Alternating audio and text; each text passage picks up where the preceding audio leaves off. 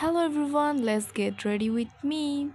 আজকে হচ্ছে আমার বার্থডে উপলক্ষে একটা ব্লেজার অ্যান্ড হচ্ছে একটা ব্ল্যাক কালারের প্যান্ট পরবো, ব্যাগি প্যান্টস। সো চলো এটা পরে ফেলা যাক। তো একটা ট্রান্সফরমেশনের সাথে আমি এটা পরে ফেলেছি, হি হি হি হি সরি, এটা কাট করে পরেছি। এরপর এটাকে আমি বলো তো আমি এভাবে বেঁধে পরবো না এরপর আমি এখন মুখটা ধুয়ে আসার পর এখন বেবি ক্রিম লাগাবো, কারণ আমার মুখের মধ্যে মেকআপ দেওয়ার পর খুব বাজে হয়ে যায়, তাই আমি হালকা একটা মেকআপ দিব। তার জন্য আমি এখন ফাউন্ডেশন দিয়ে দিব। ফাউন্ডেশনটা আমার এইটাও শেড হচ্ছে 1.00 শেডটা।